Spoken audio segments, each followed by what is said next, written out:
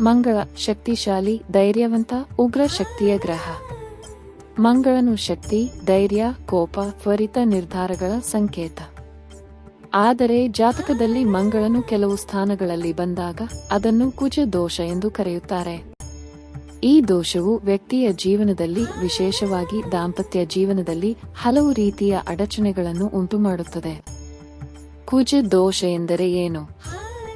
ಜಾತಕದಲ್ಲಿ ಮಂಗಳನು 1ನೇ, 2ನೇ, 4ನೇ, 7ನೇ, 8ನೇ ಅಥವಾ 12ನೇ ಭಾವದಲ್ಲಿ ಇದ್ದರೆ ಅದನ್ನು ಕುಜ ದೋಷ ಎಂದು ಪರಿಗಣಿಸಲಾಗುತ್ತದೆ.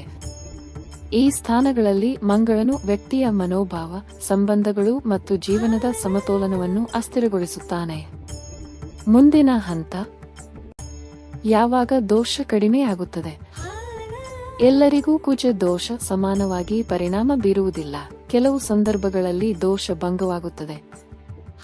ಮೇಷ ಅಥವಾ ವೃಶ್ಚಿಕ ಲಗ್ನದಲ್ಲಿ ಮಂಗಳ ಸ್ವಗ್ರಹವಾಗಿದ್ದರೆ, ಮಕರ ಅಥವಾ ತುಲಾ ರಾಶಿಯಲ್ಲಿ ಮಂಗಳ ಉಚ್ಚವಾಗಿದ್ದರೆ, ಮಂಗಳನಿಗೆ ಗುರುವಿನ ದೃಷ್ಟಿ ಅಥವಾ ಸಂಯೋಗ ಇದ್ದರೆ, ಶನಿ, ಶುಕ್ರ, ಬುಧನೊಂದಿಗೆ ಯುಕ್ತವಾಗಿದ್ದರೆ, ಮಂಗಳ ಕೇಂದ್ರೀಯ ಸ್ಥಾನದಲ್ಲಿ 1, 4, 7, 10 ಶುಭ ಬಲ ಹೊಂದಿದ್ದರೆ, ಹುಡುಗ ಹುಡುಗಿಯರಿಬ್ಬರಿಗೂ ಸಮಾನ ಕುಜ ದೋಷ ಇದ್ದರೆ ಪರಸ್ಪರ ದೋಷ ರದ್ದು ಸಮದೋಷ ಆಗುತ್ತದೆ.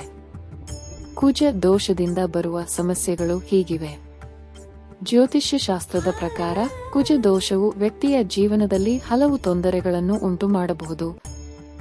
ಮನೋಭಾವ, ಕೋಪ, ಅತಿವೇಗ, ಆತುರದ ನಿರ್ಧಾರಗಳು, ಮಾನಸಿಕ ಅಶಾಂತಿ, ಆರೋಗ್ಯ, ಅಪಘಾತಗಳು, ಗಾಯಗಳು, ಶಸ್ತ್ರಚಿಕಿತ್ಸೆ, ರಕ್ತಸ್ರಾವದ ಸಾಧ್ಯತೆ, ವಿವಾಹ ವಿಳಂಬ, ನಿಶ್ಚಯ ಮುರಿಯುವುದು, ಸರಿಯಾದ ಸಂಬಂಧ ಸಿಗದೆ ಹೋಗುವುದು, ಉದ್ಯೋಗ ವ್ಯವಹಾರ, ಮೇಲಧಿಕಾರಿಗಳೊಂದಿಗೆ ಗೊಂದಲ, ಪಾಲುದಾರಿಕೆ ವ್ಯವಹಾರದಲ್ಲಿ ಕಲಹ, ಶ್ರಮ ಹೆಚ್ಚಾದರೂ ಫಲ ಕಡಿಮೆ, ದಾಂಪತ್ಯ ಜೀವನ, ಕಲಹ, ಮಾತಿನ ಜಗಳ, ಅಹಂಕಾರ, ಸಂಘರ್ಷ, ದಾಂಪತ್ಯ ಸುಖ ಕಡಿಮೆ, ಕೆಲ ಸಂದರ್ಭಗಳಲ್ಲಿ ವಿಚ್ಛೇದನ, ಕುಟುಂಬದಲ್ಲಿ ಸೊಸೆ ಕಲಹ, ಮನೆ ವಾತಾವರಣದಲ್ಲಿ ಅಶಾಂತಿ, ಮಕ್ಕಳ ವಿಷಯದಲ್ಲಿ ತೊಂದರೆ, ಗರ್ಭಧಾರಣೆಯಲ್ಲಿ ವಿಳಂಬ.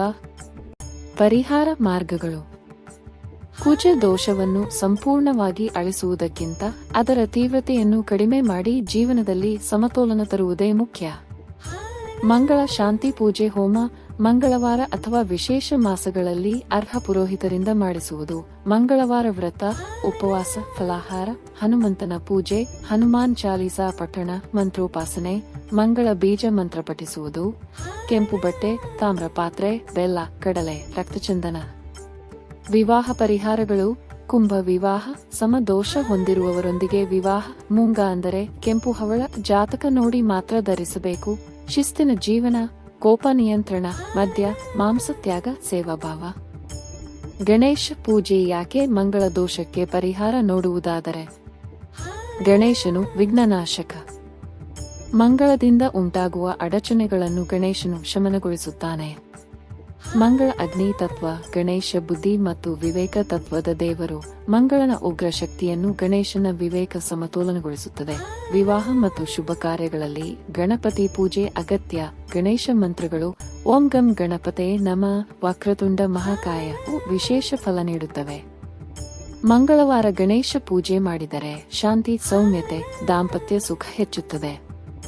ಮಹತ್ವದ ಸಂದೇಶ: ಕುಜ ದೋಷವು ವ್ಯಕ್ತಿಯ ಶಕ್ತಿಯನ್ನು ನಾಶ ಮಾಡುವುದಿಲ್ಲ, ಆದರೆ ನಿಯಂತ್ರಿಸದಿದ್ದರೆ ಸಂಬಂಧಗಳಲ್ಲಿ ಬೆಂಕಿ ಹಚ್ಚುವಂತೆ ಕೆಲಸ ಮಾಡುತ್ತದೆ.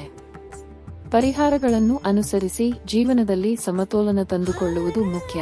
ಅದಕ್ಕೆ ಯಾರು ಮಂಗಳ ದೋಷದಿಂದ ಬಳಲುತ್ತಿದ್ದಾರೆ ಅವರೆಲ್ಲರೂ ತಮ್ಮ ಮನೆಗಳಲ್ಲಿ ಚಿಕ್ಕಬಳಪದ ಕಲ್ಲಿನ ಗಣೇಶನನ್ನು ಇಟ್ಟು ಭಕ್ತಿ ಶ್ರದ್ಧೆಯಿಂದ ಪ್ರತಿನಿತ್ಯ ಪೂಜಿಸುವುದರಿಂದ ಮಂಗಳ ದೋಷದಿಂದ ಮುಕ್ತಿ ಪಡೆಯಬಹುದು.